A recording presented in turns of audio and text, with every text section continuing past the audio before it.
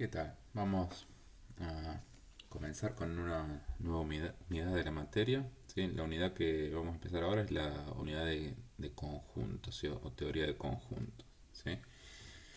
Eh, bueno, la idea de esta clase es, digamos, presentar un poco una especie de teoría de conjuntos, digamos que la vamos a tratar de formalizar un poco usando las cosas que vimos en la unidad anterior de lógica, ¿sí? Eh, digamos que es algo medio estándar, digamos, en lo que se hace hoy en día en esta matemática a un nivel un poco más avanzado que el del secundario, ¿sí? Pero bueno, también lo que vamos a hacer es a la par ir introduciendo los conceptos básicos, ¿sí? Que quizás sean un poco un repaso de cosas que ya vieron en la escuela secundaria, así como unión, intersección, diferencia de conjuntos y todo ese tipo de cosas que las van a necesitar para hacer los ejercicios de la práctica, ¿sí? Pero bueno, la teoría de conjuntos tiene algunas cosas así medio sutiles, ¿sí? Que las vamos a presentar también en esta clase. Bien, entonces, bueno, una de esas primeras sutilezas que aparece cuando uno se pone a estudiar conjuntos es, digamos, el mismo problema de definir lo que es un conjunto. ¿Sí? Uno puede pensar en conjuntos de ciertas cosas, ¿sí? Que aparecen como en la vida real, ¿no? Como conjuntos de personas. Uno puede tener una idea abstracta de, no sé, el conjunto de todos los habitantes de Rosario, digamos. Eh, el conjunto de todas las frutas, digamos, ese tipo de cosas está bien, digamos, eh, entenderlas, digamos, utilizarlas, pero digamos, matemáticamente uno no va a trabajar con esas cosas. Y nosotros necesitamos tener conceptos, digamos, más precisos, ¿sí? Entonces, si uno agarra un libro de introductorio, ¿no? de matemática y le presentan, digamos, por primera vez un conjunto, probablemente le van a decir algo parecido a esto, ¿no? Que conjunto es una colección bien definida de elementos, ¿sí? Pero ahí hay un problemita, ¿no? Que es que si uno quiere realmente definir algo, tiene que ser honesto y en esta definición acá me estoy salteando este paso de qué significa una colección, ¿sí? ¿Qué significa que una colección esté bien definida? ¿Sí? Uno puede hacer muchos intentos por reformular esto y decir que bueno, una colección es una familia de elementos que tienen cierta propiedad, digamos, pero es como que eso es cíclico, ¿no? ¿Qué es ahora una familia? ¿Qué es una propiedad? ¿Qué son elementos? ¿Sí? Entonces, estos son algunos de los, digamos, desafíos que presenta la teoría de conjunto. Y esto, digamos, es algo, no es nuevo, digamos, es viejo, digamos, pues son cosas que se pensaron al principio del siglo pasado, pero sí es verdad que estas cosas se empezaron a pensar cuando ya había mucha matemática hecha, ¿no? O sea, Newton y Leibniz ya habían inventado el cálculo, ya existía el álgebra, la geometría, ¿sí? Es como que la teoría de conjuntos vino después, ¿sí? Eh, de hecho, ¿sí? Como tenemos la matemática que tenemos hoy en día está basada en la teoría de conjuntos, ¿sí? Es como que se ha tomado como fundamento para, por lo menos la mayor parte de la matemática, ¿sí? Todas las cosas que estudiemos en matemática las podemos construir a partir de la teoría de conjuntos, ¿sí? Y lo que sucede con esta definición de conjunto que tanto buscábamos es que, bueno, en realidad no va a importar mucho qué son los conjuntos, ¿sí? O sea, si van a ser como los átomos de nuestra teoría, no importa qué son, lo que importa es saber usarlo, ¿no? O sea, saber trabajar con los conjuntos y entender cuáles son sus propiedades y, eh, digamos, poder utilizarlos para construir con toda la matemática que vamos a usar, a crear o a necesitar, ¿sí? En, digamos, alguna de matemáticas, como yo le decía, ya existía, ¿sí? Y la matemática nueva se sigue construyendo con estos fundamentos, ¿sí? Bueno, eh, estudiar teoría de conjuntos, digamos, tiene como dos enfoques, ¿sí? Digamos, las primeras personas que pensaron en esto podríamos, digamos, mencionarlas como, el primero fue quizá Cantor, ¿sí? Que empezó a trabajar un poco, digamos, más en serio con los conjuntos. Obviamente que uno siempre tiene una idea intuitiva de que es un conjunto, así que es una bolsa en la cual puedo meter cosas, ¿sí? Pero bueno, Cantor fue uno de los primeros que empezaron a pensar seriamente en, digamos, en problemas sobre conjuntos infinitos, ¿sí? Y bueno, él tenía como una versión un poco más intuitiva de la teoría de conjuntos, pensó problemas muy interesantes, cosas muy famosas, digamos, hasta el día de hoy, pero es como que si uno lo piensa esto desde el punto de vista naif, si esta teoría de conjuntos naif, aparecen algunos problemas, ¿sí? Aparecen algunas paradojas, en algunas cosas raras que ya vamos a mencionar, ¿sí? La forma, digamos, clásica de resolver esto es lo que se llama la teoría axiomática de conjuntos, ¿sí?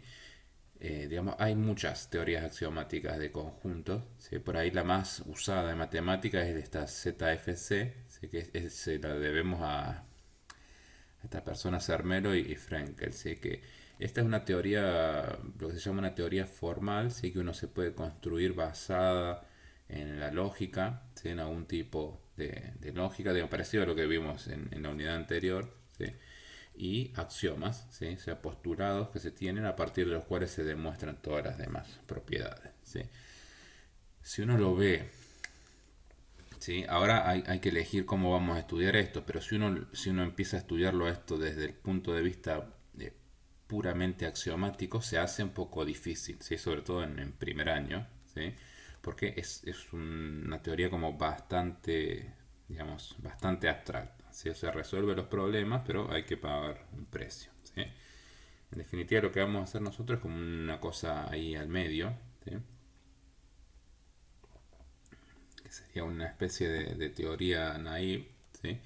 Pero presentando un poco los axiomas, digamos, por lo menos dándonos cuenta de que hay cosas que no podemos definir, ¿sí? Que las tenemos que postular y que si metemos la pata ahí pueden aparecer algunas paradojas, ¿sí? Acá este libro, digamos, de Naive Set Theory, yo no se los estoy recomendando para que lo lean, simplemente quizá en un par de años, si les interesa, es un libro muy lindo, pero bueno, todavía, digamos, para un primer año no va a ser una lectura muy esclarecedora, sí, pero sí, acá saqué esta cita del libro, así que siempre me llamó la atención, que es muy cierto, ¿no? O sea que algo de teoría de conjuntos hay que saber, ¿sí? Eso, de eso nadie va a dudar, ¿sí? El tema es ver cuántos, ¿sí? Está en el, en la introducción de este libro, esta frase, ¿sí? Este libro se llama Teoría de Conjuntos Naive, pero bueno, en realidad no es para nada naive, porque si algún día lo ojean van a ver que lo hace como postulando axiomas, ¿sí? Pero bueno, está un poco esta idea de cómo conciliar el enfoque naive con el enfoque puramente axiomático y abstracto, ¿sí? Entonces, vamos a empezar un poquito con esto, ¿sí? Bien, acá hay, digamos, para estudiar conjuntos vamos a tener de unas ciertas nociones que son primitivas, ¿sí? Hay unos términos que no vamos a definir, pero son con los que vamos a trabajar, ¿sí? El lenguaje que vamos a usar es el lenguaje de la lógica, que ya lo tenemos estudiado, ¿sí? Y acá tenemos estas cosas, digamos, dando vuelta, que es la idea de que hay conjuntos, ¿sí? Y esos conjuntos pueden tener elementos, ¿sí? Nunca vamos a decir que es un conjunto ni que es un elemento, ¿sí? Lo que sí vamos a decir es que, bueno, tenemos digamos, este nuevo símbolo aparece, esta especie de E o epsilon, ¿sí? Que lo usamos para indicar esto, ¿no? Que X es un elemento del conjunto A, ¿sí? O sea, esto es una proposición, ¿sí? Eh, digamos, si tenemos X y tenemos A, siempre nos podemos preguntar si X es un elemento de A. Y eso puede ser cierto o puede ser falso, ¿sí? No definimos esos términos, sino que es lo que vamos a usar para trabajar con conjuntos. Una cuestión medio de notación, esto supongo que esta notación ya les es familiar, pero la mencionamos igual. La negación de este X en A, ¿sí? O de X pertenece a A, ¿sí? La negación lógica de esto es X no pertenece a A, X no es un elemento de A y se pone así, con la E tachadita, ¿sí? Entonces, así vamos a escribir, digamos, cuando querramos hablar de elementos de un conjunto o de cosas que no son elementos de un conjunto. ¿Sí? A ver, estos son como los conceptos atómicos de nuestra teoría. ¿Sí? En realidad, digamos, uno distingue entre conjuntos y elementos, pero como que desde el punto de vista de la teoría de conjuntos, todas las cosas son conjuntos. ¿Sí? No importa qué son estos símbolos, estas letras, todo es un conjunto. Lo que pasa es que algunos conjuntos además son elementos de otros conjuntos, digamos, que los contienen. ¿Sí? Eso es lo que está sucediendo. Igualmente, es como que hay una notación muy usada, digamos, para trabajar con conjuntos y elementos, y en general a los conjuntos se les pone una letra mayúscula, ¿sí? A, B, C, ¿sí? Las primeras letras del alfabeto o las últimas, X y Z, a veces se le pueden poner subíndices, y a los elementos de estos conjuntos se le pone una letra minúscula, ¿sí? Pero los elementos de un conjunto también podrían ser conjuntos ellos mismos y tener elementos adentro, digamos. Esta notación es como un poco arbitraria, ¿sí? No es universal, ¿sí? Por ejemplo, preguntar esto, ¿sí? Acá yo pongo una letra mayúscula A y preguntar si pertenece a este conjunto que lo estoy simbolizando con una letra minúscula X, es una pregunta válida, ¿sí? No es nada raro, ¿sí? En general, cuando, digamos, estemos trabajando en problemas concretos de matemáticas y de álgebra, de análisis, vamos a tratar de usar esta notación un poco más aceptada, ¿sí? Letra mayúscula para conjunto y letra minúscula para elemento, ¿sí? Pero esto tiene perfecto sentido. Bueno, a ver, un ejemplito, ¿sí? Como para ir fijando un poco las ideas, ¿sí? Acá tenemos que A es un conjunto, ¿sí? Y está formado por estos elementos 4, 8 y 10. ¿Sí? Otro ejemplo de algo que sería un conjunto sería este B, ¿sí? Que está formado por estos tres elementos, ¿sí? Pero digamos, los elementos de B no son los números 4, 8 y 10, sino que son estos tres conjuntos, ¿sí? El conjunto que tiene el 4, el conjunto que consiste solamente del 8 y el que consiste solamente del 10. ¿Sí? Entonces los dos son conjuntos con tres elementos, pero los elementos son diferentes, ¿sí? No solo que son distintos porque digamos, no son los mismos números, sino que de hecho para el conjunto A los elementos son números y para el conjunto B no son números, son conjuntos de números. Acá uno puede verificar que 4 es un elemento de A y 4 también es un elemento del conjunto que contiene a 4, que es un elemento de B. ¿Sí? Pero el conjunto que contiene a 4 no es un elemento de A. ¿Sí? O sea, si yo me fijo en la lista de los elementos de A, no me aparece. ¿Sí? Está el 4, pero no está el conjunto que contiene el 4. ¿Sí? Bueno, acá esto, a ver, titulamos este ejemplo como informal porque en realidad si uno empieza de cero todavía no dijimos por qué podemos formarnos este conjunto con estos tres números. ¿Sí? Ni siquiera eh, digamos, ni siquiera para la parte B podemos decir, tampoco explicamos por qué no podríamos formar un conjunto que tiene un solo elemento. ¿Sí? Obviamente estas cosas uno las puede hacer, ¿sí? Lo que pasa es que si estamos empezando de cero hay que aclarar bien, ¿sí? ¿Por qué? ¿Sí? Incluso, digamos, si estamos en cero tampoco tenemos, ni siquiera sabemos qué es el 4 el 8 el 10, o sea, todavía no tenemos pensado, digamos, bien qué es el conjunto de los números naturales, ¿sí? Entonces, todas estas cosas se pueden formalizar en teoría de conjuntos, ¿sí? Y de hecho lo vamos a hacer, al menos de una forma un poco, digamos, elemental, ¿sí? Eh, pero bueno, en un ratito, ¿sí? Todos estos problemas los vamos a poder plantear usando teoría de conjuntos, ¿sí? Que son los números, cómo me armo conjuntos que tengan a los números, ¿sí? Pero bueno, necesitamos los axiomas para eso. ¿Sí? Entonces, el primer problema, digamos, para ir formalizando estas cosas es que, digamos, cuando dos conjuntos van a ser iguales. ¿Sí? Eso hay que definirlo o, digamos, o postularlo. Digamos, la forma de hacer esto es, digamos, postulando esto lo que se llama el axioma de extensionalidad. ¿Sí? Y tiene un nombre ahí un poco pomposo, pero en realidad lo que dice es bastante sencillo. Digamos, dos conjuntos son iguales si tienen los mismos elementos. ¿Sí? Esto lo podemos escribir usando el lenguaje de la lógica, diciendo que A es igual a B, si solo si, para todo X, X en A es equivalente a X en B.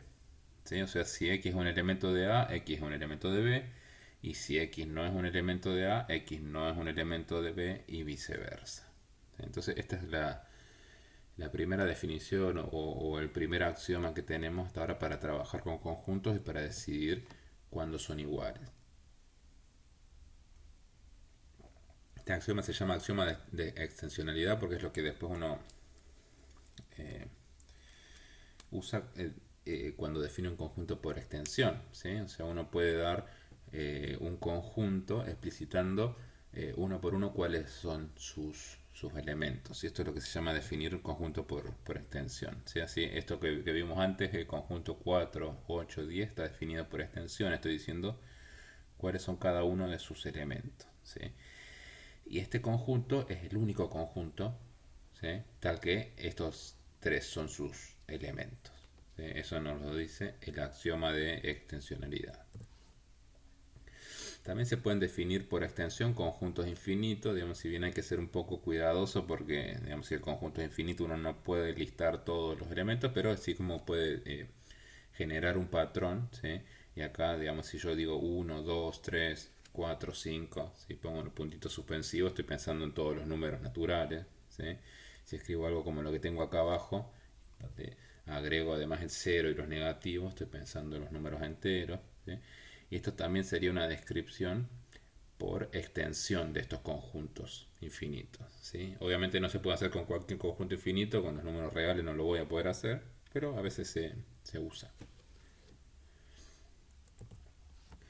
Bien, la otra forma que uno tiene de definir conjuntos es por comprensión. ¿Sí? Y la definición por comprensión también se puede postular, o sea, uno lo puede, digamos, formalizar postulando un axioma que se llama el axioma de especificación. ¿Sí? ¿Qué dice el axioma de especificación? Bueno, atención porque es un poco delicado, ¿sí? Pero básicamente tenemos que si A es un conjunto, ¿sí? Y tenemos una proposición P de X, ¿sí? Esta proposición está abierta en X, digamos, elemento de A. Bueno, entonces yo me puedo armar un conjunto cuyos elementos sean todos los X en A, tal que P de X es verdadera. ¿Sí? Y esto es lo que usualmente se denota como, digamos, los X en A, tal que P de X. ¿Sí? Esto que está acá se lee así. A veces en lugar de estos dos puntitos se le pone una barra. ¿Sí? Yo en general prefiero ponerle dos puntitos, pero esto también es válido. ¿Sí? Y se puede usar indistintamente. Por ejemplo, si acá en P de X vuelve a aparecer algo con dos puntitos, por ahí es preferible poner una barra para no confundir. Bien, el axioma de especificación digamos, lo que hace es, digamos, nos permite definir los conjuntos también por comprensión. ¿Sí? O sea, yo puedo definir un conjunto especificando alguna propiedad que caracteriza sus elementos. Entonces, veamos algunos ejemplitos de esto.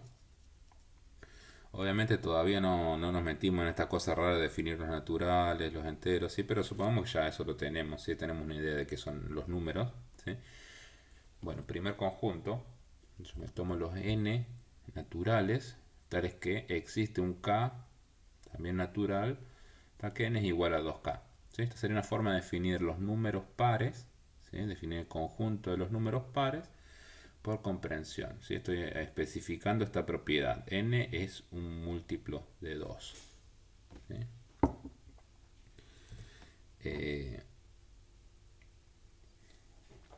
Otro ejemplo, ¿sí? Podemos pensar en los números enteros n, tal que n menos 1 al cuadrado es menor o igual que 9.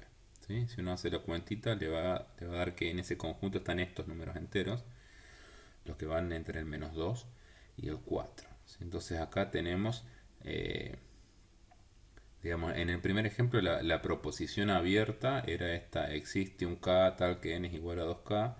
En este caso es n-1 al cuadrado es menor o igual que 9. ¿Sí? Y de hecho podemos pensar en este tercer ejemplo, donde es como que la proposición abierta es la misma, pero ahora la voy a considerar para los x reales. ¿Sí? Entonces, acá ya cambia el conjunto que obtengo, ¿sí? Porque ahora estoy especificando sobre los reales, entonces lo que obtengo es este intervalo cerrado, -2, 4. ¿Sí? Entonces, muy importante, cuando uno define por comprensión, tiene que aclarar en dónde está tomando los elementos, ¿sí? En dónde está tomando las variables de esta proposición abierta, ¿sí? Porque ahí cambia mucho la cosa. De hecho, digamos, hay que tener tanto cuidado con esto que acá es donde aparecen de las primeras paradojas que hay en teoría de conjuntos, ¿sí? Eh, Tratamos de explicar un poquito esto, pero eh, bueno, podemos decir que este axioma de especificación que vimos recién, ¿sí? A veces se confunde con lo que se llama el axioma universal de especificación, ¿sí? Que es una cosa inconsistente, ¿sí? En el sentido de que nos lleva a contradicciones, ¿sí? Eso no se puede tomar como un axioma, digamos, en una teoría en la cual todos los teoremas son verdaderos porque se pueden probar cosas falsas, ¿sí? Obviamente uno no quiere eso. Pero ¿qué sería esto? ¿Sí? Bueno, el axioma universal de especificación lo que nos dice es que, bueno, si tengo una propiedad que, digamos, P de X, me puedo armar el conjunto de los X tal que vale P de X. Pero acá este X no lo estoy tomando en ningún conjunto, es como que ahí por eso se llama universal, ¿sí? O sea, el rango de valores que tiene es todo, cualquier cosa que exista.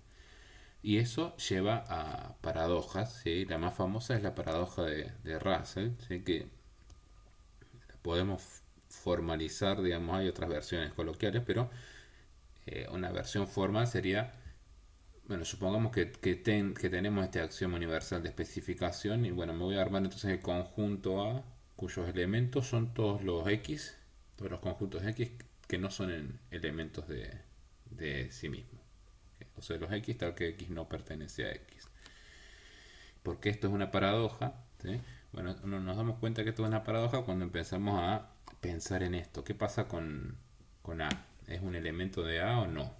¿Sí? Entonces, esto es medio raro, pero es válido preguntarse esto, ¿sí? Entonces, como dijimos que estas cosas son proposiciones, si A pertenece a A es verdadera, ¿sí? Si A es un elemento de A tiene que satisfacer la propiedad que define los elementos de A, que es que A no es un elemento de A, que es o sea, la negación. ¿Sí? Entonces, esto es falso. ¿Sí? Entonces, no puede ser que A en A sea verdadera. ¿Sí? Entonces, por lo tanto, A no puede ser un elemento de A. ¿Sí? Pero, si A no es un elemento de A, satisface esta propiedad que estamos usando para describir los elementos, por lo tanto, A pertenecería a A. Nos lleva a una contradicción. ¿Sí? Entonces, la conclusión de esto es que, bueno, esto no puede ser un conjunto.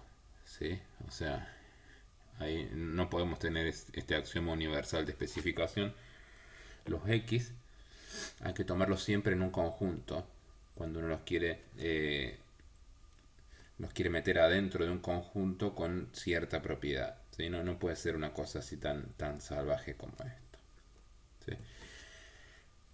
Bueno, antes de pasar a lo que sigue, hay versiones más coloquiales de esta paradoja. Digamos, la más famosa, acá fue un libro que yo estudiaba cuando empecé la carrera, lo leí por primera vez acá, pero bueno, está en todos lados. Es la del.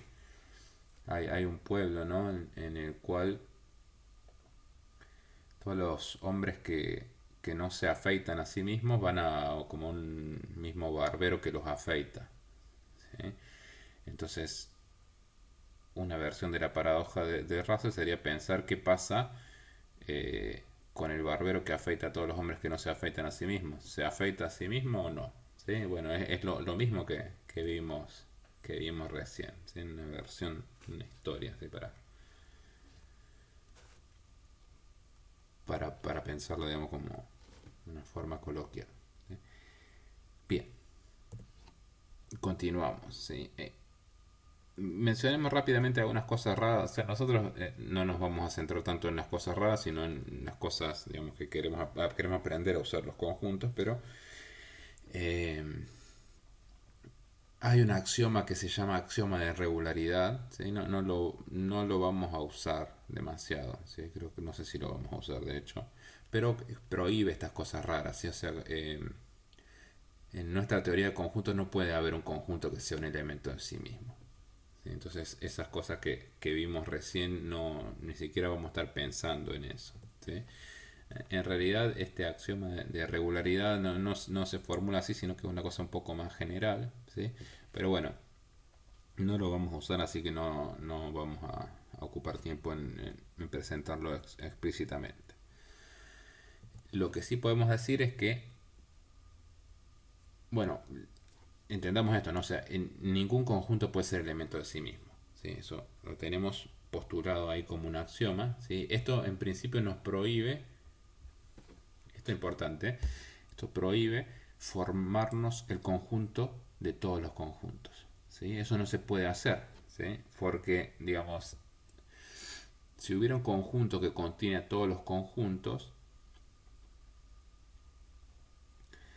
ese conjunto tendría que ser elemento de sí mismo. ¿Sí? De hecho, uno lo podría presentar usando como el axioma de especificación, como lo tenemos escrito acá. Esto acá parece como que uno estuviera usando el axioma universal de especificación. ¿Sí? Es como que estoy describiendo todos los conjuntos que satisfacen una cosa que siempre es cierta. A igual a A es como una tautología. ¿Sí? Ahora, acá sí, obviamente esto usa el axioma universal de especificación, salvo que, digamos, hipotéticamente pensemos que hay un conjunto de todos los conjuntos, entonces ahí esto no es universal, sino que esto como que toma valores en el conjunto de todos los conjuntos, ¿sí? Entonces no es, digamos, ahí ya sí es válido usarlo, ¿sí? Pero bueno, eso ya es contradictorio porque, digamos, si yo puedo meter a todos los conjuntos dentro de un conjunto, ese conjunto también tendría que ser elemento de sí mismo, ¿sí? Y esto está, digamos, prohibido, ¿sí? No quiere decir esto que no tenga sentido pensar digamos, acá ya me pongo un poco más informal, pero pensar en todos los conjuntos a la vez, digamos, está bien, de hecho es un poco lo que estamos haciendo, ¿sí? Lo que pasa es que eso no vive en un conjunto. Eso es lo que hay que entender bien claro. Bien, bueno, si bien digamos, no hay un conjunto de todos los conjuntos, a veces en la práctica uno sí habla de conjuntos universales, ¿sí? O sea, no existe un conjunto universal digamos que tenga como elementos a todos los conjuntos, pero en ciertos contextos uno, por ejemplo, si estamos estudiando aritmética, vamos a trabajar solo con números enteros, entonces los elementos los tomamos de un conjunto universal U, ¿sí? O si estamos estudiando análisis, quizá tengamos un conjunto universal que sea los números reales, ¿sí? Eso ayuda a simplificar un poco la notación, ¿sí? Entonces, digamos, cuando hablemos de conjuntos universales, no es que hay un conjunto universal, ¿sí? Como eso se explica a veces en la primaria o en la secundaria, esto no existe, pero sí hay ciertos conjuntos universales que uno usa en determinados contextos, donde no tiene sentido pensar que trabajamos con elementos más o menos del mismo tipo, ¿sí? Por ejemplo,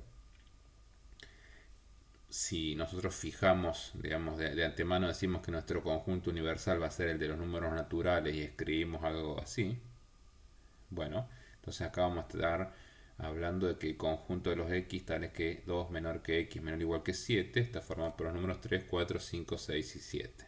¿Sí? Pero si el universo es R, los números reales, esta misma notación nos está hablando de este conjunto, el intervalo, digamos, semiabierto por la izquierda, 2, 7. ¿Sí? Y digamos, si uno no dice cuál es el conjunto universal, bueno, esta cosa de acá como que no tiene mucho sentido, ¿sí? Preferimos no usarlo, ¿sí? Uno podría inferir que si me escriben algo como una propiedad como 2 menor que x menor o igual que 7, obviamente los x los estoy tomando de algún conjunto de números, pero podrían ser los naturales, los enteros, racionales, no sé. Esto es, digamos, es ambiguo. Si vamos a usarlo, ¿sí? Vamos a usar esto, tiene que estar muy claro que este X se está tomando en algún conjunto universal y tenemos que especificar antes cuál es ese conjunto universal. Bien, bueno, entonces veníamos muy bien hasta acá con todas estas nociones, pero todavía no tenemos conjuntos, ¿sí? O sea, en nuestra teoría le faltan los conjuntos, ¿sí? Entonces, el único conjunto, bueno, no sé si en principio es como el conjunto fundamental que hay que postular, ¿sí? Porque no podemos probar que exista, es el que se llama el conjunto vacío, ¿sí? Entonces, nosotros vamos a tener, en teoría del conjunto, bueno, siempre tenemos un conjunto que no tiene elementos, ¿sí? Que lo llamamos conjunto vacío y se denota por este circulito tachado, ¿sí? Fíjense que esto lo podemos expresar también lógicamente, ¿sí? En el lenguaje formal de la lógica tenemos que hay un conjunto, este símbolo le llamo vacío siempre, ¿sí? Existe un conjunto vacío tal que tiene esta propiedad. Para todo X, X no es un elemento del vacío, ¿sí? No tiene elementos este conjunto. A veces se denota así, como con un cero tachadito, ¿sí? O como si uno lo quisiera describir por extensión, pondría estas llavecitas y nada adentro, ¿sí? Incluso en algunos contextos se le pone como un cero, pero esto, digamos, si bien tiene algún sentido, no se usa en la práctica, ¿sí? Para hablar de conjuntos vacíos, ¿sí? Y que podemos decir lo siguiente, el conjunto vacío, ¿sí? Que tiene esta propiedad, hay un único conjunto vacío, ¿sí? Esto ya no es un axioma, ¿sí? Esto lo podemos probar, ¿sí? Dicho de otra forma, si tenemos otro conjunto que no tiene elementos, este conjunto A tiene que ser igual a este que existe acá por el axioma de conjunto vacío, ¿sí?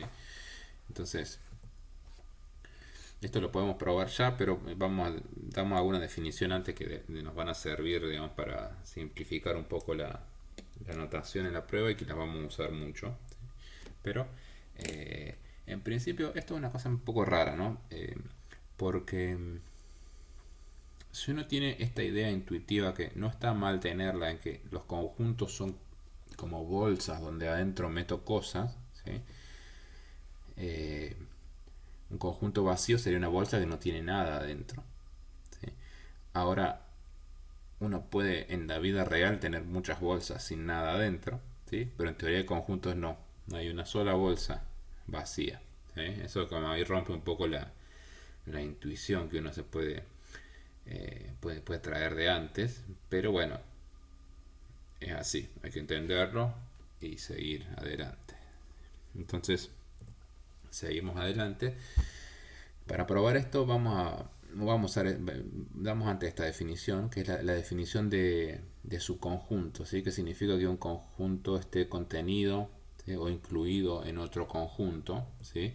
De nuevo, esto no es un axioma, esto es una definición que podemos dar usando las cosas que ya tenemos, ¿sí? Vamos a decir que un conjunto A es un subconjunto de otro conjunto B si los elementos de A también son elementos de B, ¿sí? Acá vamos a usar esta notación para decir que A está contenido en B, o que A está incluido en B, o es un subconjunto de B. Todos esos son sinónimos, ¿sí? Como esta especie de C, y acá con una barrita acá abajo, ¿sí? Entonces esto formalmente lo podemos expresar así: A es un subconjunto de B si, digamos, todo elemento de A, o sea, para todo X en A implica que X está en B.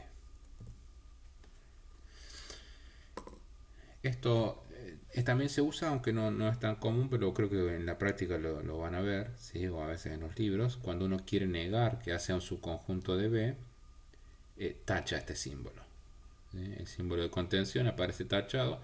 Esto significa que A no es un subconjunto de B, pero no quiere decir que B sea un subconjunto de A, ¿sí? Ojo con eso, ¿sí? Simplemente es la negación de esto, ¿sí? O sea, obviamente puede ser que, digamos, que en realidad B sea un subconjunto de A y no A no sea un conjunto de B, pero eso no es la única forma de que esta afirmación sea verdadera, ¿sí? Así que cuidado con eso y a pensar ejemplos, ¿no? Eh, bueno, y otra definición que damos es la contención estricta, ¿sí? Medio parecido, digamos, A está contenido estrictamente en B, ¿sí? Bueno, A es un subconjunto de B, pero como que B es más grande, ¿sí? Hay algunos elementos de B que no pertenecen a A, ¿sí? Y para esta contención estricta se usa esta notación tipo C, pero sin la barrita esa de igual a abajo, ¿sí? Esta es como que A está contenido en B y en principio podría ser A igual a B, eso sería válido. Esta es que A está contenido en B, pero A es más chico. O sea, más chico en el sentido, esto también es un poco delicado, pero digamos, hay elementos en B que no están en A. Eso es lo que quiero decir. Algo muy importante acá para tener en cuenta, sobre todo con la bibliografía o cuando estén en otras materias, estas notaciones no son para nada universales, ¿no? O sea, de hecho, eh, para mí es más común denotar la contención con esta C, ¿sí? O sea, lo que nosotros llamamos contención, lo ponemos así, y contención estricta, otra notación muy común es como la C, y acá abajo un igual tachado, indicando que A no es igual a B, ¿sí? Eh, yo de hecho prefiero esta notación que está acá en rojo, pero bueno, voy a tratar de hacer un esfuerzo porque en la práctica y en el libro de Grimaldi se usa la que, digamos, está contenido con un igual abajo. Entonces, para no confundir mucho, voy a tratar de usar esta. Disculpen si se me, se me escapa en algún momento y en lugar de poner este símbolo, escribo este, ¿sí? Pero bueno, por lo menos el esfuerzo lo voy a hacer. Bien, a ver si ejemplificamos un poquito esto, ¿sí?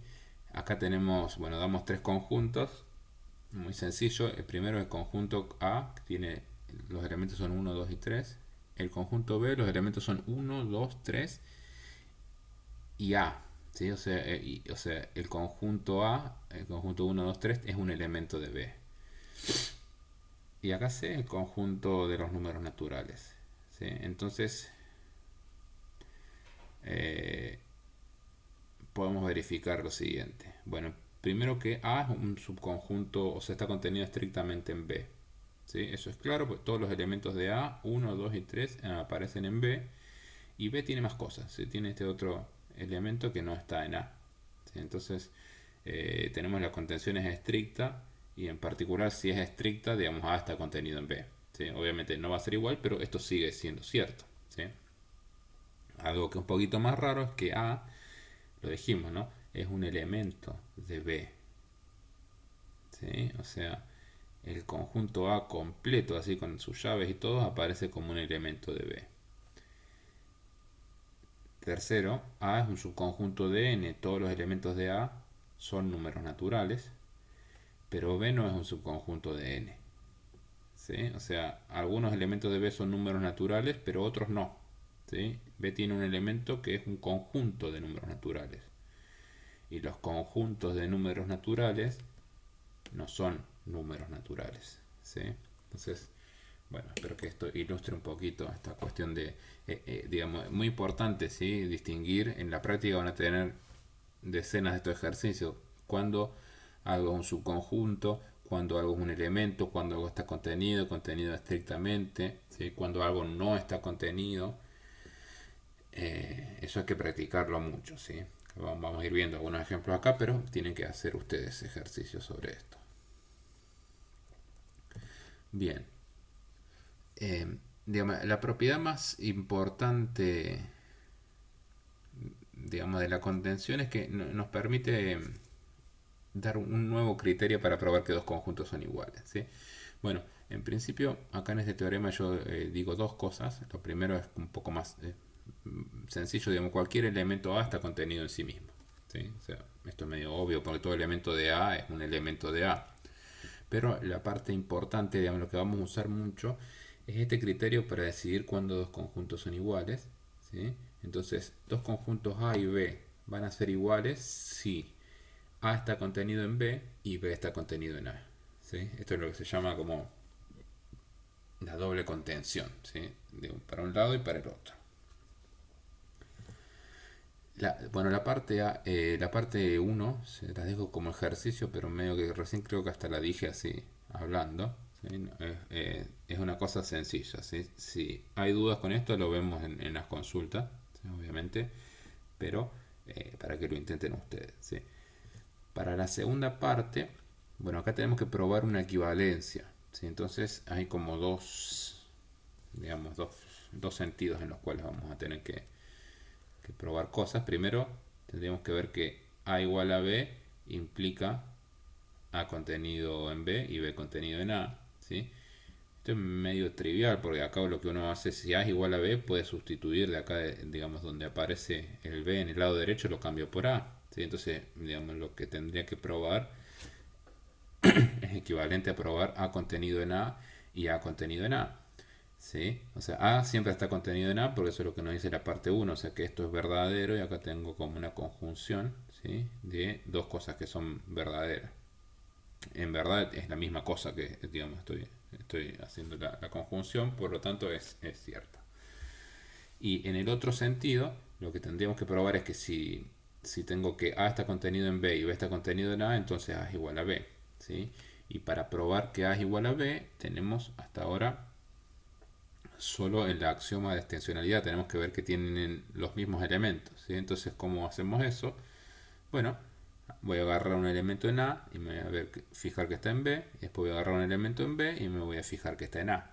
¿Sí? Entonces, si empiezo con un X en A, bueno, hipótesis, la hipótesis es que esto es cierto, digamos, entonces si esta conjunción es cierta, las dos son ciertas, en un primer momento yo necesito que A esté contenido en B, porque tomé un X en A, como A está contenido en B, cualquier elemento de A es un elemento de B, por lo tanto X está en B. ¿Sí? Y si agarro un elemento de X en B, hago lo mismo, ¿sí?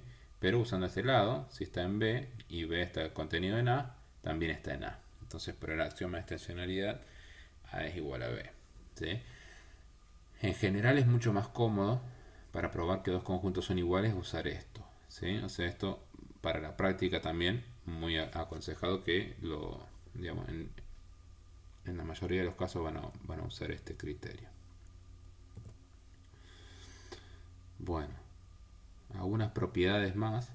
¿Sí? Que serían como contenciones encajadas. Digamos. Si A está contenido en B y B está contenido en C, entonces A está contenido en C. Entonces es la parte 1 y la parte 2 dice lo mismo pero con la contención estricta. O sea, si A está contenido en B y B es más grande que A, ¿sí? O sea, está contenido estrictamente en A y lo mismo B está contenido estrictamente en C, entonces A está contenido en C y la contención es estricta. ¿Sí? Bueno, vamos a probar esto. ¿Sí? Para probar la parte 1 lo que hay que probar es esto de acá, ¿no? Que está contenido en C, o sea, hay que agarrar un elemento en A y ver qué es un elemento de C. ¿Sí? Eso es sencillo, ¿no? O sea, tomo un X en A, como A está contenido en B, sé que X está en B. Pero además B está contenido en C, ¿sí? Entonces X tiene que ser un elemento de C. Y ya está, eso es lo que yo quería probar. ¿Sí? La parte 2 se la dejo como ejercicio. Lo que hay que ver es que esta contención es estricta, o sea, tendría que ver que hay un elemento de C que no está en A. ¿Sí? Eso se lo dejo para que lo piensen ustedes. Digamos, ¿por qué vale eso? ¿Sí? En realidad creo que lo único que voy a necesitar es que B contenido en C, esto sea estricto. ¿Sí? Esto quizá no hace falta. Podrían ser iguales. Me parece que esto también va a valer. Bien.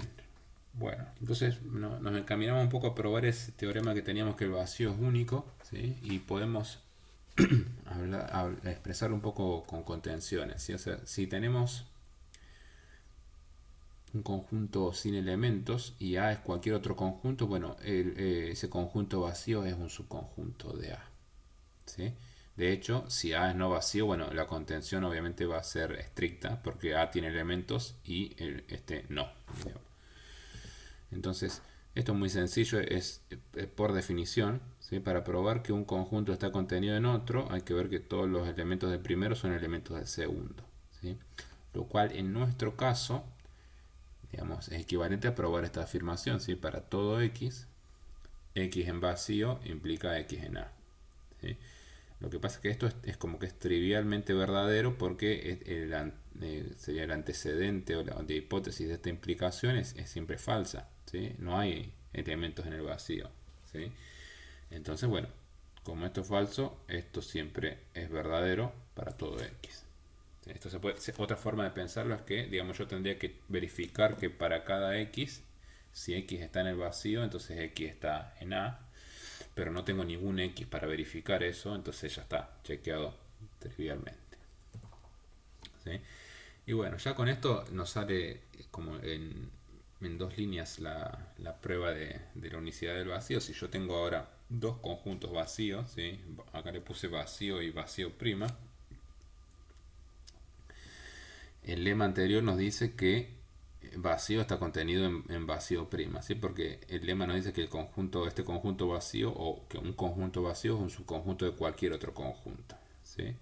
Pero al revés también es cierto, porque si este no tiene elementos, le aplico también el lema y también está contenido en vacío.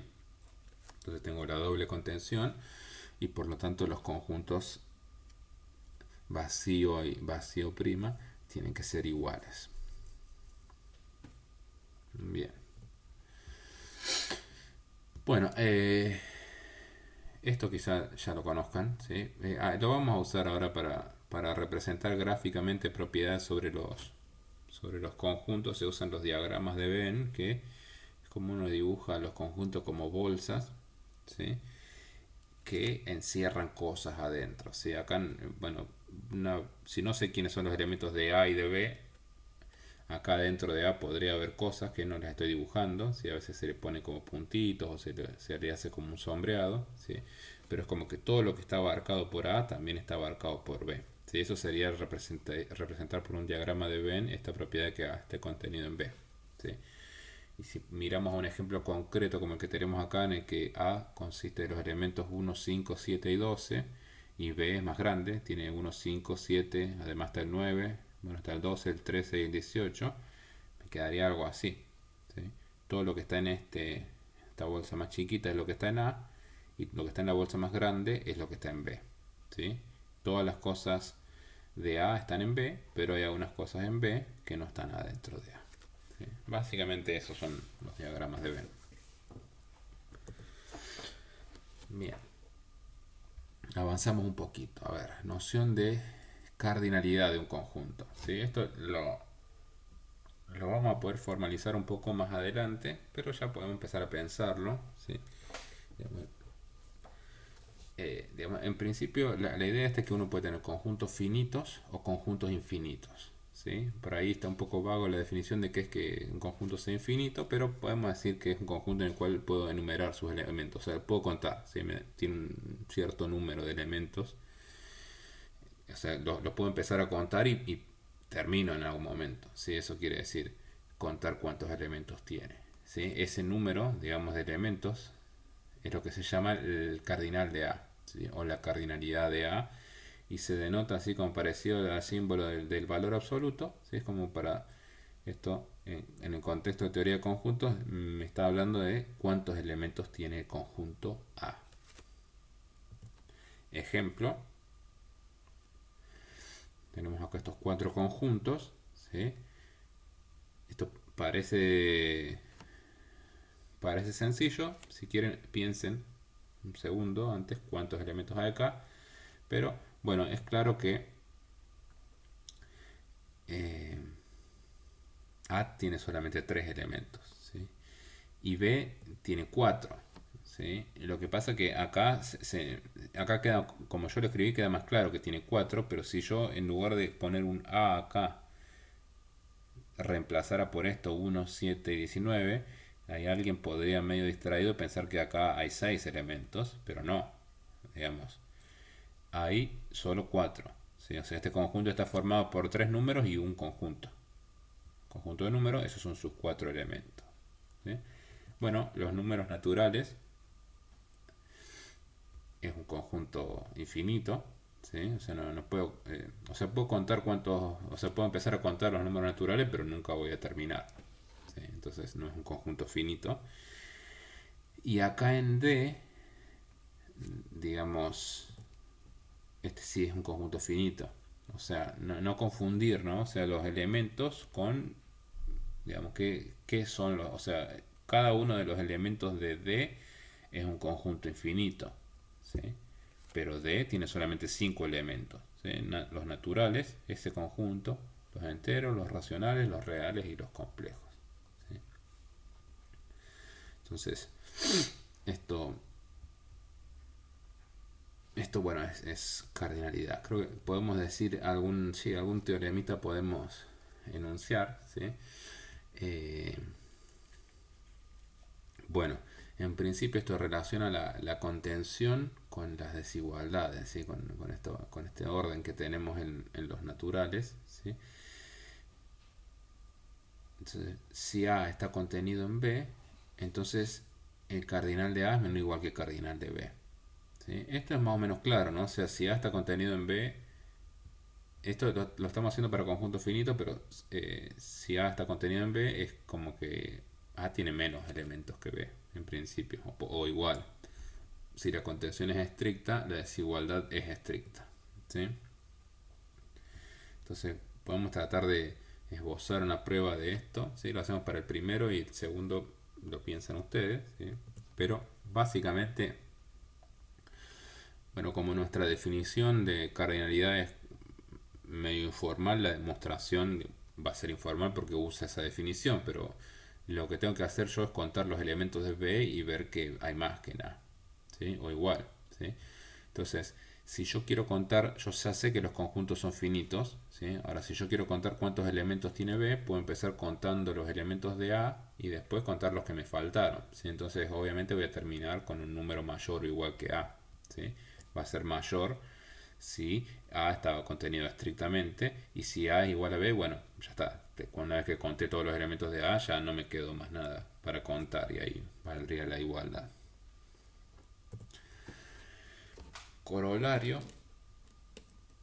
Esto es medio, en realidad ya es medio trivial, ¿sí? Pero lo podemos pensar, acá yo les dejo como ejercicio, la idea es que lo piensen como consecuencia del teorema, ¿sí? Pero el conjunto vacío tiene cero elementos, ¿sí? Entonces uno puede pensar que como no hay elementos, si lo quiero contar me va a dar cero, ¿sí? Pero, y esto es lo que no estoy escribiendo yo, pero les dejo la idea, en principio como el vacío está contenido en cualquier conjunto, ¿sí? El cardinal del vacío es, digamos, menor estricto que el cardinal de cualquier conjunto finito no vacío. O sea, como que es como que ese número es un número que es menor que todos los números naturales, ¿sí? Entonces, por lo tanto, ese número tiene que ser el cero, ¿sí? Esa sería, digamos, ahí esto estaría dado como corolario del teorema. O sea, algo que es una consecuencia más o menos directa de este teorema. Sí, obviamente uno también podría demostrar esto por definición. Bien, bueno, acá con esto no nos vamos a meter mucho nosotros, pero bueno, uno podría hablar de la cantidad de elementos de un conjunto infinito, ¿sí? Pero es una teoría un poco más difícil, ¿sí? Todavía estamos como medio verdes para esto. De hecho, uno puede comparar las cardinalidades de distintos conjuntos infinitos, ¿sí? O sea, a ver, para ilustrar esto podemos pensar en un ejemplito, ¿sí? Esto es un ejemplo que siempre se da en primer año, ¿no? O sea, cuando le preguntan ¿qué hay más? ¿Números naturales o números enteros? ¿Sí? U otra pregunta puede ser si hay más números naturales que números naturales pares o números naturales que números naturales impares, ¿sí? Entonces, si uno, si uno esto lo piensa rápido, en principio va a decir que eh, hay, digamos, la cardinalidad de z es mayor que la cardinalidad de n, ¿sí? O sea, esto ni siquiera lo estoy definiendo, es como una cosa informal, ¿sí? Una charla medio informal, ¿sí? Pero eso es falso. O sea, acá, ojo, sí es cierto que hay más números enteros que números naturales, ¿sí? porque los números naturales son un subconjunto de los enteros. Pero si yo ahora los quisiera contar, como que tengo la misma cantidad. ¿Sí? Esto acá gráficamente lo podemos ilustrar de este modo. Bueno, acá en realidad lo debería preguntar con el conjunto n0, ¿sí? O sea, los naturales y el cero, pero con alguna pequeña modificación, digamos, se adapta. Entonces, si yo quiero ver cuántos enteros hay, quiero enumerar los números enteros, lo puedo hacer del siguiente modo. ¿Sí? O sea, bueno, el 0 lo voy a emparejar con el cero. Y después a todos los positivos, los enteros positivos, como que tengo lugar para acomodarlos en los naturales impares. ¿Sí? Al 1 lo mando al 1, al 2 al 3 al 5 y así sucesivamente.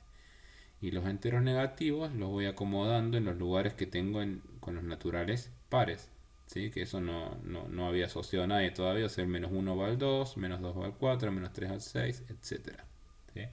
Entonces, si cardinalidad de un conjunto se trata de ver que tengo la misma cantidad de elementos, bueno, los dos conjuntos son infinitos, pero si yo los empiezo a contar es como que los puedo ir contando a la vez.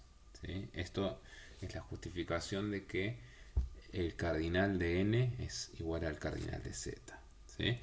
Obviamente con esto no nos metemos, ¿sí? Pero les menciono algunas cosas raras. O sea, también se puede probar que hay la misma cantidad de números naturales que de números racionales, pero que el cardinal de los números reales es más grande que el de los números naturales. ¿Sí? Esto se dice que los números reales no se pueden enumerar. Y digamos, si ahora pienso los reales como una recta, también se puede probar que en una recta tenemos la misma cantidad de puntos que en un plano. ¿Sí? Acá si tienen ganas, después pueden verse alguno de estos. Este video de este canal seguro lo conocen muchos. ¿Sí? Eh, este es un matemático español que hace unos videos de divulgación que están muy buenos. ¿Sí? Ojo, cuando uno se pone a ver, digamos, videos así aleatoriamente en YouTube, porque como que hay de todo. Pero bueno, estos son muy buenos y acá explica un poco de manera amena esto de acá. Así que si les queda tiempo después que terminen de estudiar la materia, pueden pasar por ahí. Bien, esto es un comentario aparte. Si ahora seguimos con la clase. Bien, un nuevo axioma, ¿sí? Esto muy útil, ¿sí? Lo necesitamos para seguir armando nuestros conjuntos, ¿sí? Lo que se llama el axioma de pares, ¿sí? Que lo vamos a usar. Hasta ahora solamente teníamos el conjunto vacío y sabíamos decir cuando los conjuntos eran iguales, ¿sí? Este axioma de pares me dice cómo me puedo formar conjuntos nuevos a partir de otros que ya conozco. ¿Sí? Entonces, o a partir de elementos, ¿sí? Pero en principio esto es lo que me dice que si tengo X e Y, me puedo armar un conjunto que contiene a X y a Y como elementos. ¿Sí? Esto es lo que se llama el axioma de pares. O sea, tengo este conjunto que contiene a X y a Y y es lo único que contiene. ¿Sí? Entonces, a partir de cosas conocidas me puedo armar nuevos conjuntos. ¿Sí? Eh, bueno, acá este ejercicio ahí tiene una estrellita que, digamos, en principio creo que no es muy, no debería ser muy difícil, pero bueno, eh, cuando yo le pongo una estrellita a los ejercicios, que por ahí hay que pensarlos un poquito más. El axioma de pares clásico no es como yo lo enuncié, sino lo que dice es que existe un conjunto que contiene a X ahí como elemento, ¿sí? Pero en principio como que podría tener más elementos de ese conjunto, ¿sí? Entonces uno se podría construir uno que contenga exactamente a X ahí a partir de un conjunto que los contenga, pero que probablemente tenga más cosas. Y usando el axioma de especificación se puede armar este que tenemos acá arriba. Entonces, si quieren, pueden tratar de pensar cómo esto que yo describí acá como axioma de pares, lo pueden obtener de esto, ¿sí? De lo que está postulado acá en el ejercicio. Pero bueno, eso lo pueden ver después, ¿sí? Primero estudiemos las cosas de esta clase, ¿sí? Lo que sí es... vale la pena observar, ¿sí?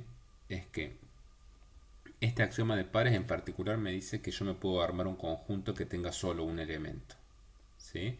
¿Cómo hago? Bueno, fíjense que acá en ningún momento me está pidiendo que x y y sean distintos para armarme el conjunto que tiene x y y, ¿sí? Y esto que yo no lo dije explícitamente, pero sí está claro las definiciones, digamos, cuando uno describe un conjunto por extensión, ¿sí? Si aparecen entre las comas, digamos, dos letras repetidas, eso en realidad se cuenta como una sola vez, ¿sí? O sea, porque estamos diciendo que los elementos de este conjunto x y son x e y.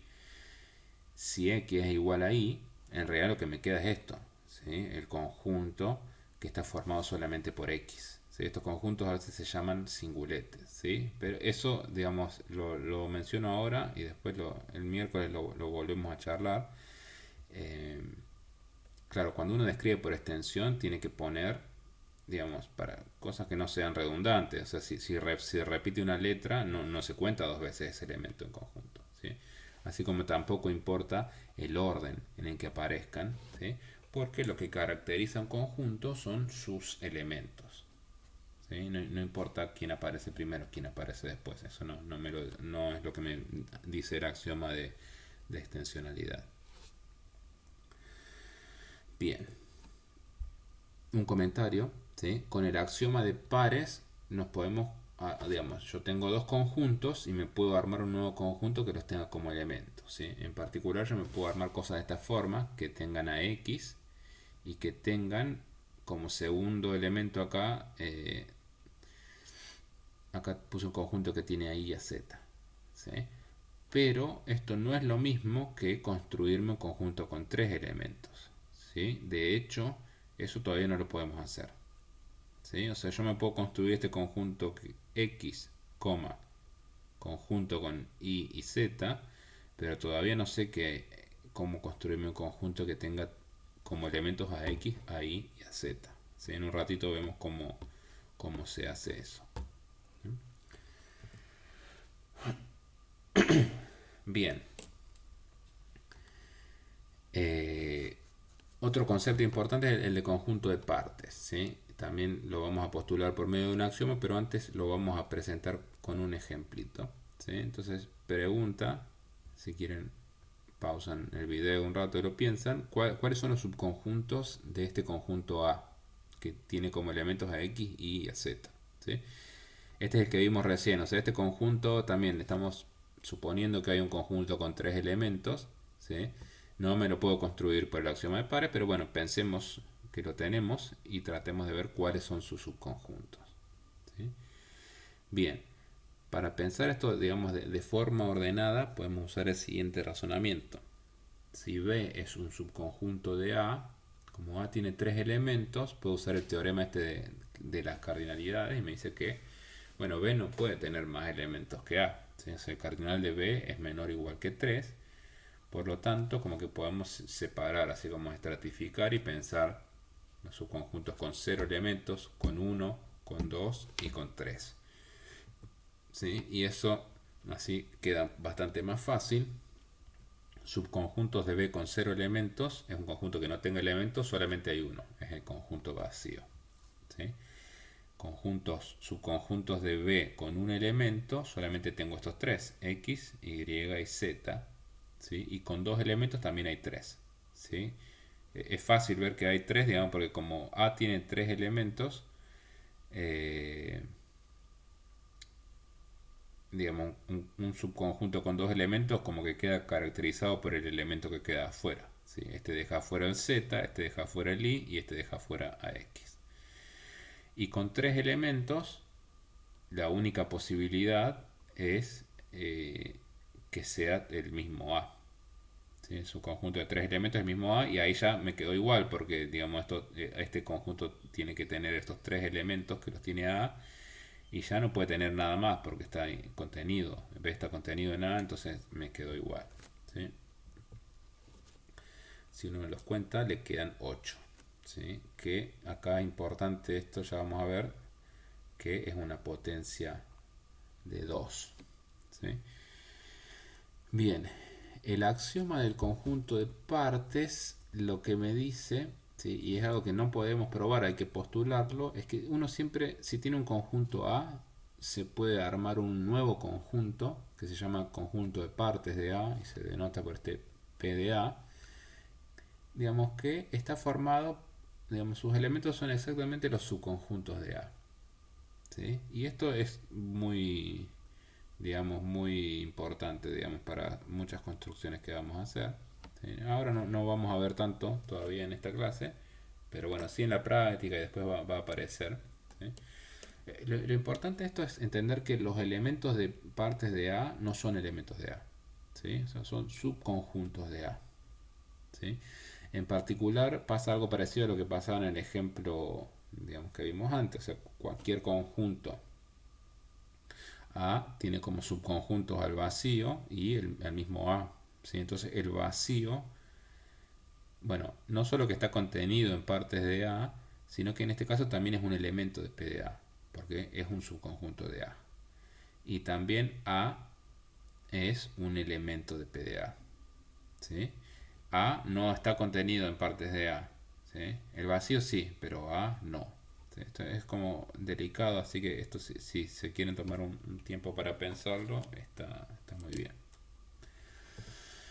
Bien, bueno, sobre esto vamos a volver un poco más adelante, ¿sí? Pero una cierta propiedad que vale, que es muy importante, sería bueno que la piensen, lo vimos recién con conjuntos de tres elementos, pero bueno, si lo pueden pensar con dos, con uno, ¿sí? Con cero también vale, incluso con cuatro, con cinco, es que si uno se pone a contar cuántos subconjuntos tiene A, bueno, si A tiene n elementos, bueno, esto acá hay 2 a la n, ¿sí? Esta potencia de 2, ¿sí?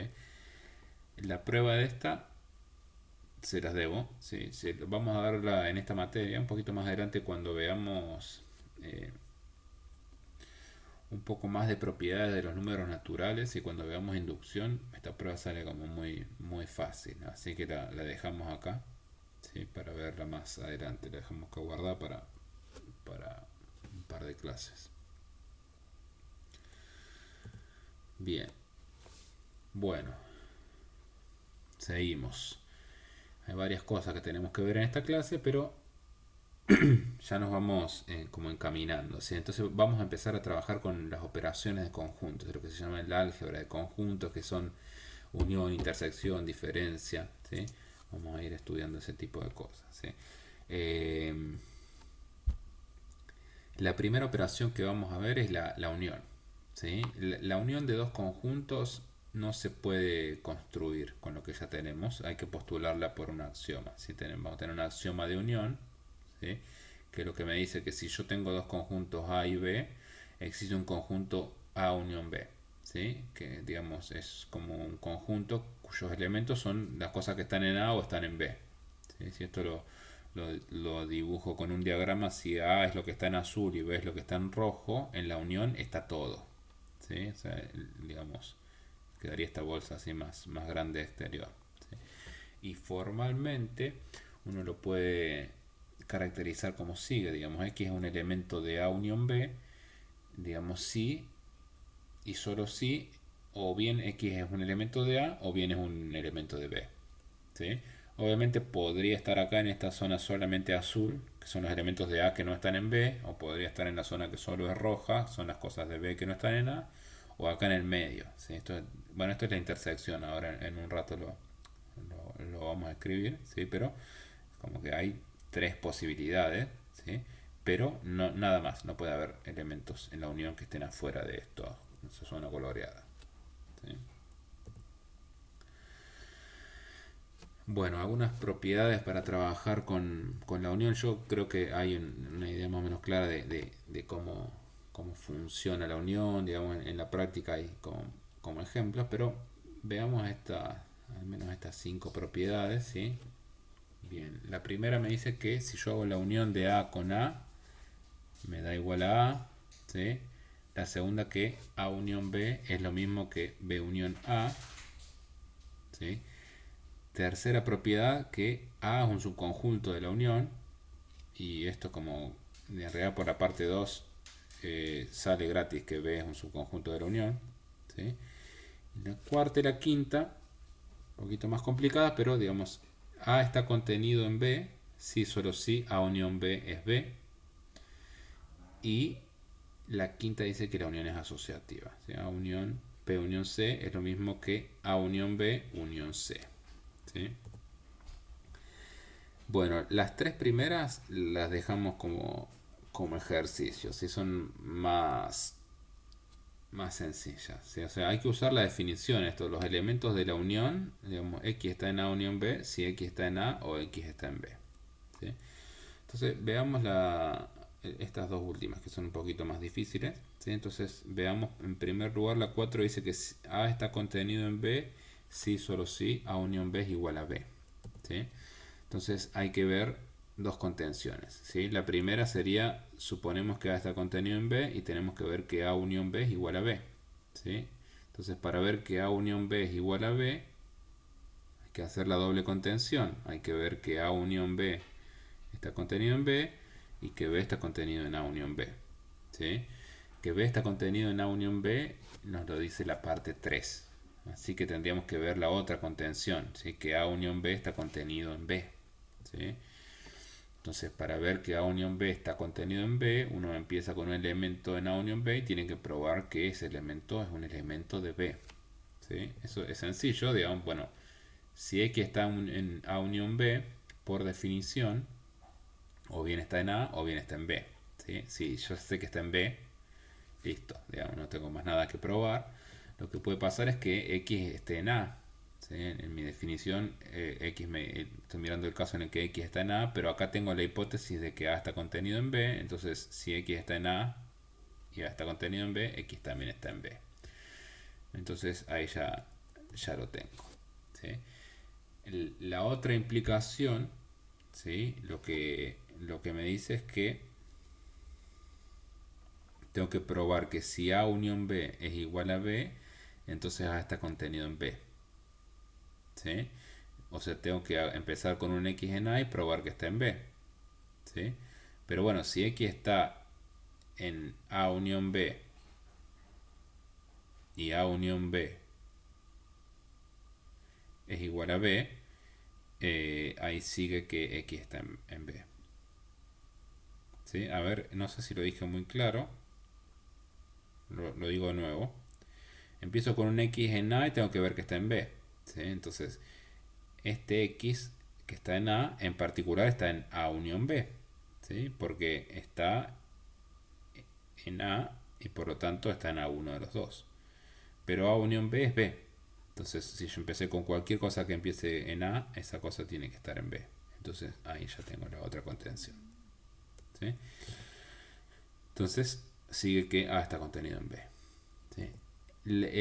La parte 5 también la hacemos con la doble contención. Recuerden que la parte 5 me está hablando de la asociatividad. O sea, tengo que probar que A unión B unión C es igual a A unión B unión C. ¿Sí? Entonces, para hacer eso, vamos a probar que el lado izquierdo está contenido en el lado derecho y habría que probar que el lado derecho está contenido en el lado izquierdo, que eso se los dejo como ejercicio para ustedes. ¿Sí? Pero entonces veamos esto. Entonces vamos a empezar con un elemento en el lado izquierdo, X, en A unión B unión C. ¿Sí? Entonces, lo mismo de siempre, cuando algo está en una unión de dos cosas, hay dos casos. ¿Sí? O sea, en principio, si no sé nada de los conjuntos, como es en este caso, las dos posibilidades son que esté en el de la izquierda, en A, o en el de la derecha, que es B unión C. ¿Sí? Después se me van a abrir dos posibilidades ahí adentro, pero en principio hay dos casos. Primero, si X está en A, bueno, por lo que vimos recién, X está en A unión B. Y si X está en A unión B, está en esta unión de la derecha porque está en A unión B unión C. Y el caso 2 sería que X no esté en A, sino que esté en B unión C. Entonces, si X está en B unión C, de nuevo, X está en una unión y tengo dos posibilidades. La primera posibilidad es que X esté en B Y eso sale medio parecido. Si X está en B, X está en A unión B, y por lo tanto X está en A unión B unión C. ¿Sí?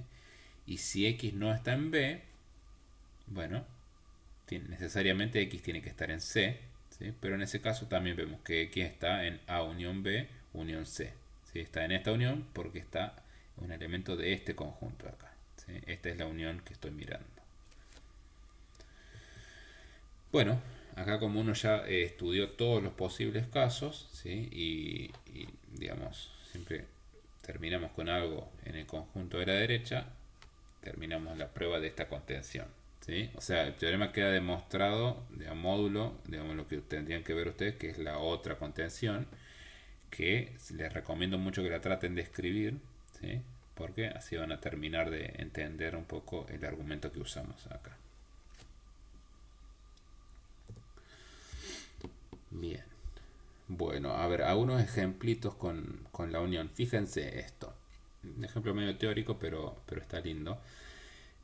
Estos conjuntos con tres elementos que antes no los podíamos armar, ahora ya sí podemos.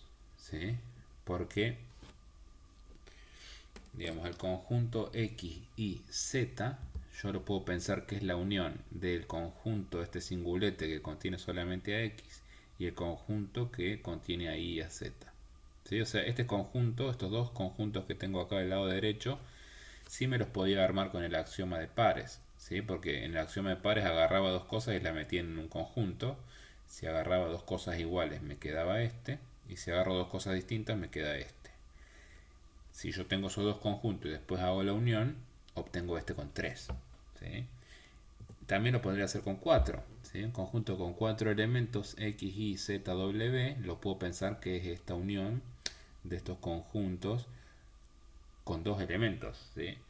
XY y ZW. Que estos me los armo con el axioma de pares y después los uno y me quedo con 4. ¿Sí? Entonces como que ya hay muchos más conjuntos, ¿no? O sea, esto lo podríamos hacer con 5, con 6. ¿Sí? Piensen ustedes cómo lo formalizarían, ¿sí? Para esos ejemplos. Pero es medio parecido a lo que vamos a hacer a continuación, ¿sí? Que esto acá ya se pone linda la cosa porque ahora nuestra teoría de conjuntos va a tener números naturales. ¿Sí? O sea, hay una forma de pensar qué es un número natural usando solamente los axiomas que tenemos hasta ahora. ¿Sí? Esto es una teoría formal matemática abstracta de los números naturales que uno ya tiene una idea intuitiva de qué son. ¿Sí? Pero desde el punto de vista de la teoría de conjuntos se pueden definir así. ¿Sí? En principio, bueno, el cero no es un natural, digamos, para nosotros, pero también lo podemos definir como el conjunto vacío. ¿Sí? O sea, esto se puede después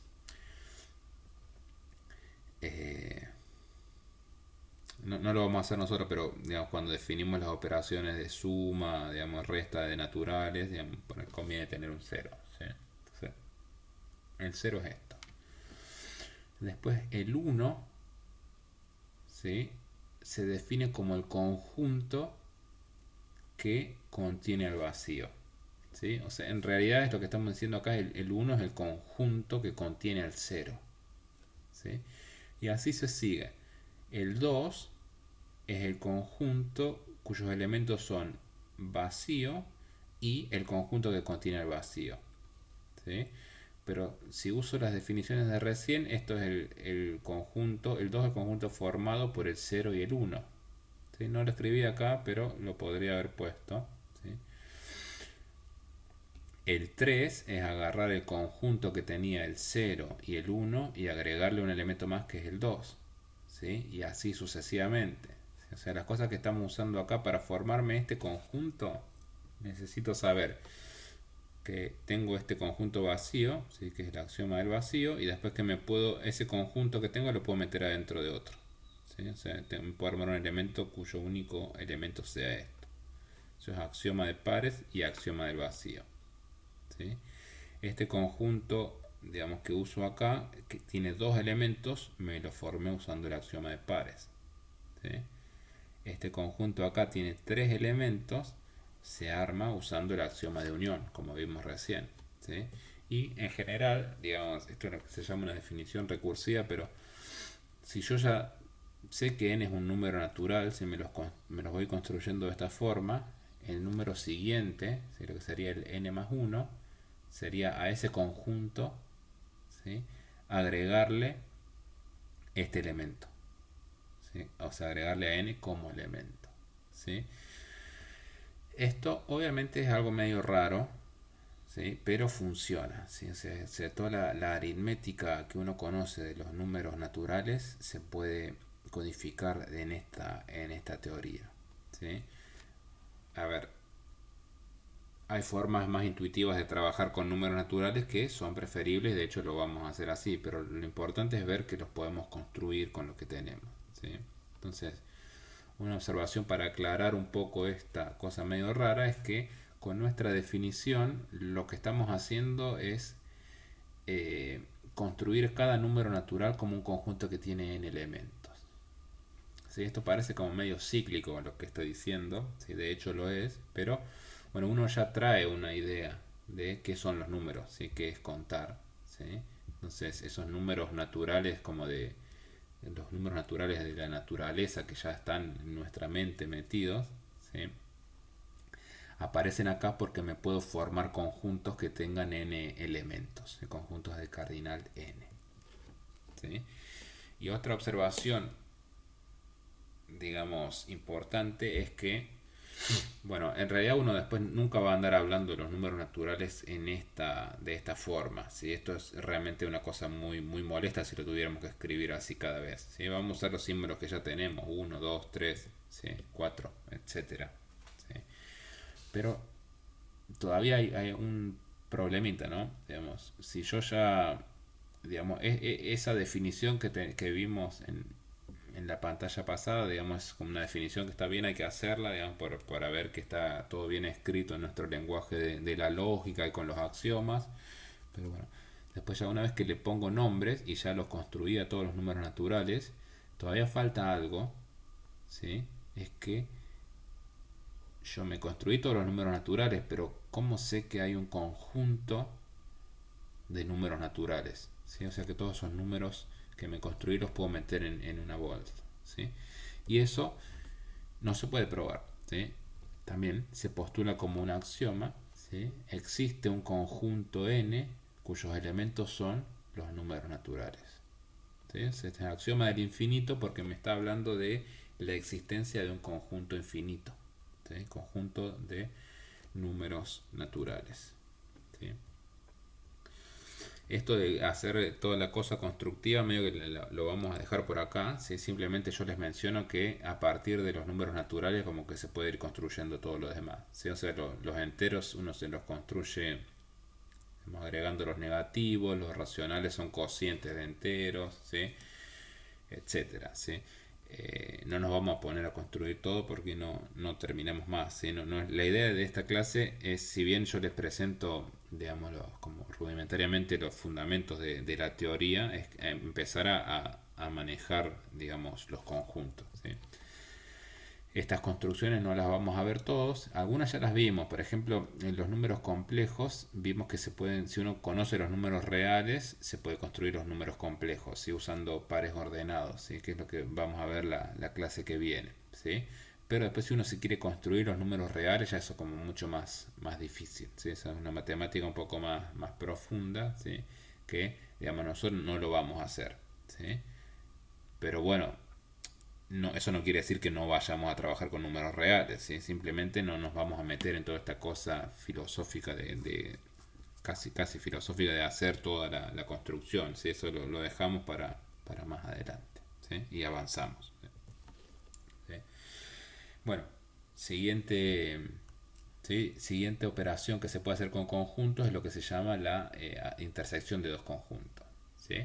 Ahora ya no voy a necesitar axiomas, ¿sí? Creo, digamos, la intersección de dos conjuntos se puede definir usando el axioma de especificación, ¿sí? Porque, digamos, si A y B son dos conjuntos, la intersección de A con B son los elementos que están en común, ¿sí? Y eso se puede describir de varias formas, pero en principio uno podría decir que son los X en A, tal que X está en B, ¿sí? O sea, este X en B es una propiedad, o digamos una proposición abierta en X tomado de entre los elementos de A. ¿Sí? Si yo fijara un conjunto universal, esto lo podría escribir de la siguiente forma. Podría decir que estoy mirando los X en U. ¿Sí? O sea, A y B son subconjuntos de U, tales que X está en A y X está en B. ¿Sí? Que esto por ahí es un poco más útil desde el punto de vista práctico. Cuando hablemos de la intersección, un elemento que está en A intersección B está en A y también está en B. ¿Sí? Estas dos, digamos, definiciones me dan los mismos elementos, pero por acá se ve un poco más claro esta cosa de la conjunción. Gráficamente, ¿sí? El conjunto intersección entre A y B son los elementos que están en común. ¿Sí? O sea, es lo que aparecerían en esta franja que está acá en verde. Este teorema es, si lo miran bien, es como medio análogo al de la unión, ¿sí? Solamente que hay como ciertas cosas que cambian de lugar algunas contenciones, pero en principio tenemos esto: A intersección A es la intersección también es conmutativa, A intersección B es B intersección A. Esto cambia un poco de lugar, pero compárenlo con el de la unión, ¿sí? Y hagan la prueba como ejercicio, ¿sí? Acá recuerden, ¿no? Cuando quieren probar igualdad de conjuntos hay que usar la doble contención, ¿sí? Cuando quieren probar un sí solo sí hay que probar primero para un lado y después para el otro, ¿sí? Traten de ir como replicando la prueba que dimos para la unión, pero con la intersección, ¿sí? Y apréndanse estas propiedades porque después las van a usar, ¿sí? Van a ser necesarias. Bien, otra operación que podemos hacer con conjuntos es hacer la diferencia entre dos conjuntos, ¿sí? Si A y B son dos conjuntos, yo me puedo armar el conjunto diferencia B menos A, ¿sí? Que esto, digamos, sencillo, la definición son los elementos de B que no están en A, ¿sí? Si hacemos un dibujito, B menos A es como que son cosas que están en B, pero que no aparecen, no están abarcadas por A. Entonces queda esta cosa en verde que tenemos acá dibujada, ¿sí? Un comentario nomás es que a veces la diferencia de conjuntos se denota así, como con una barra invertida, ¿sí? Pero bueno, yo prefiero esta notación, ¿sí? El menos, ¿sí? Si bien se confunde con una operación aritmética, como que acá queda bien claro a cuál conjunto le estás como quitando los elementos de quién, ¿sí? Entonces, bueno, esta también digamos, puede aparecer en algunos libros, ¿sí? Pero nosotros vamos a tratar de usar esta, ¿sí? Con signo menos. La propiedad sobre la diferencia de conjuntos, ¿sí? Tenemos un par de propiedades que las enunciamos acá en este teorema, ¿sí? Algunas las podemos pensar y ya quizá intuitivamente las vemos, ¿sí? Por ejemplo, si hago la diferencia de A menos A es vacío, ¿sí? Porque es como que al conjunto A le saco todos los elementos de A, ¿sí? Entonces no me queda nada, ¿sí? Si pensamos en la diferencia como ir sacando elementos, me queda el vacío, ¿sí? Lo mismo si A menos el vacío es igual a A porque a A no le quite nada, ¿sí? La parte 3 sigue medio por definición porque B menos A uno los define usando el axioma de especificación sobre elementos de B, ¿sí? O sea, son los X en B que no están en A. Entonces, obviamente, esto queda un subconjunto de B, ¿sí? En particular, vacío menos A es un subconjunto del vacío y por lo tanto es igual al conjunto vacío, ¿sí? Estas después como ejercicio las escriben bien. Nosotros creo que ahora vamos a concentrarnos en alguna de estas, en la 4 y la 5, ¿sí? La 4 nos dice que si B menos A es igual a A menos B, entonces A es igual a B. ¿Sí? Esto es casi como si fueran números y acá hubiera una ecuación y yo despejara, ¿sí? Obviamente no es lo que está pasando y no se prueba así, pero hay algo similar, ¿sí? Y la parte 5 me dice que la diferencia en, digamos, A menos B menos C está contenido en A menos B menos C. Como dijimos, la prueba de las primeras dejamos como ejercicio las primeras tres. Veamos 4 y 5.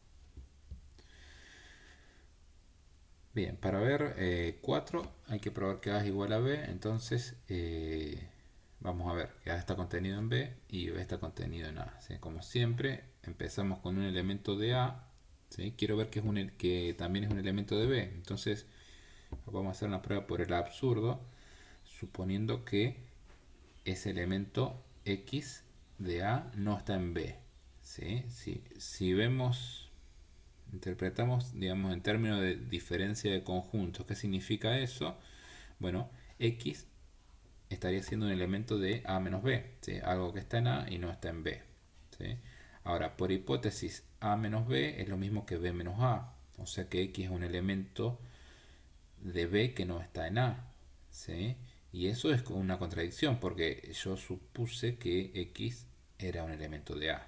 ¿Sí? Entonces, como llegué a una contradicción, no puede ser que X no esté en B. ¿Sí? O sea, A está contenido en B. ¿Sí?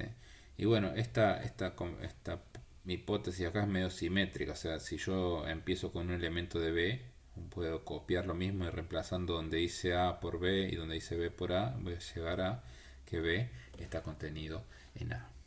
¿Sí? Y para la parte 5 habría que probar que A menos B menos C está contenido en A menos B menos C. O sea, hay que agarrar un elemento en el lado izquierdo y ver que está en el lado derecho. ¿Sí? Entonces empezamos con X en A menos B menos C. ¿Sí? Entonces, ¿qué nos dice que X esté en A menos B menos C? Bueno, lo que nos dice es que X es un elemento de A menos B que no es un elemento de C. ¿Sí? O sea, X vive en A menos B. Y que X esté en A menos B, lo que me está diciendo es que X está en A, pero no está en B. ¿Sí? O sea, en definitiva tenemos que X está en A, no está en B y no está en C. ¿Sí? O sea, en particular X no puede estar en B menos C, porque las cosas que viven en B menos C son cosas de B que no están en C. ¿Sí? Pero X no está en B, entonces nunca va a poder estar acá. ¿Sí? Así llegamos a que X es un elemento de A que no está en B menos C. ¿Sí? Y eso, digamos, por definición, los elementos de A menos B menos C son esos, cosas de A que no están en B menos C. Acá les hice como un dibujito del lado izquierdo. A ver si, salvo que lo haya hecho mal, yo creo que está bien esto, pero a ver, del lado izquierdo tenemos cosas que están en A menos B menos C. ¿Sí? Porque si yo hago A menos B, en realidad me va a quedar a las cosas de azul, le saco lo que está en el globito rojo, acá quedaría, tendría que continuar rayas amarillas acá. ¿Sí? Pero después esto se me va porque saco las cosas de C que me queden en esta media luna que tengo acá, se me van a ir. ¿Sí? Y por otro lado, acá lo que tengo son las cosas de, acá tengo A menos B menos C. ¿Sí? O sea, si yo hago B menos C, miro en el globo rojo, saco la parte verde. O sea, sacaría todo esto que está acá. ¿Sí? Y o sea, me queda esto que estoy acá, digamos, recorriendo con el cursor.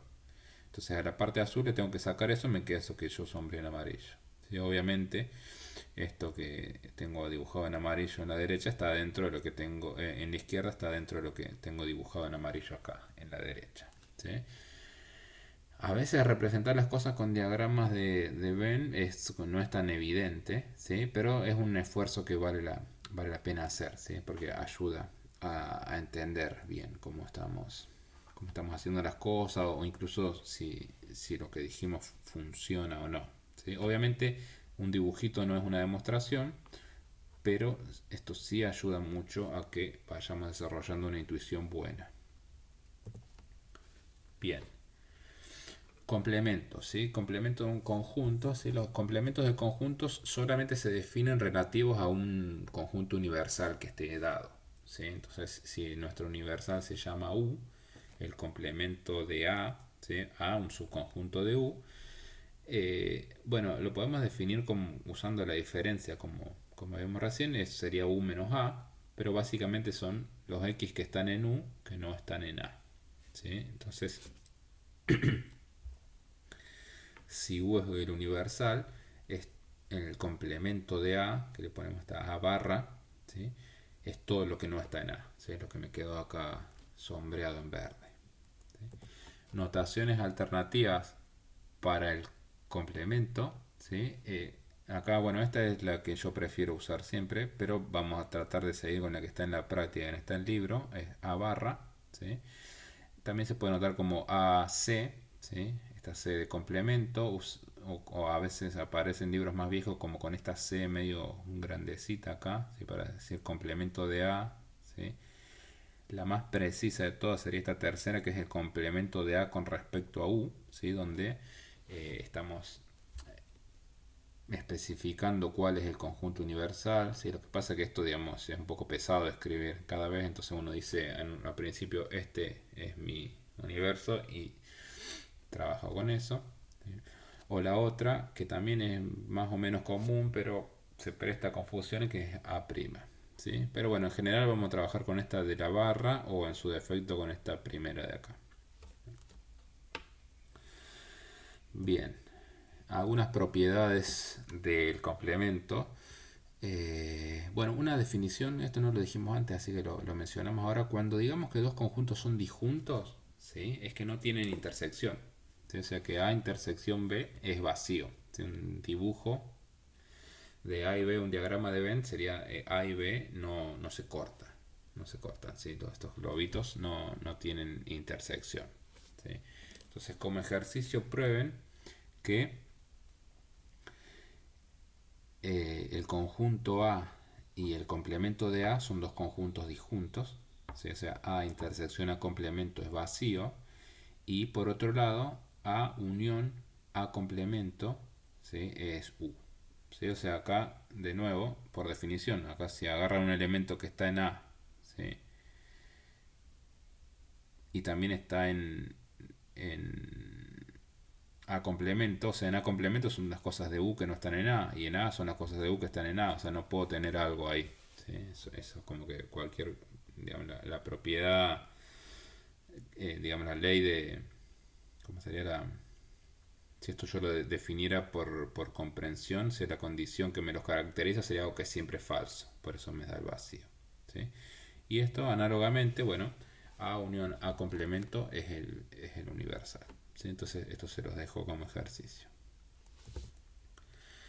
Bien, vamos terminando esta clase. Les enuncio y vamos a hablar un poquito sobre las demostraciones, pero lo que se llaman las leyes de teoría de conjuntos, ¿sí? Después explicamos un poco, pero esto es bastante parecido a las leyes de la lógica, ¿sí?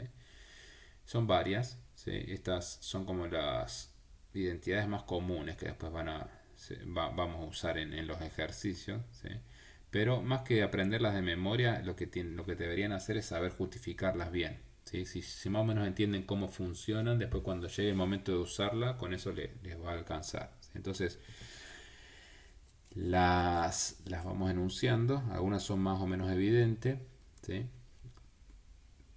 Pero bueno, primero veamos qué dice el teorema, ¿sí? En principio, si yo hago el complemento dos veces, o sea, el complemento del complemento de A es igual a A, ¿sí?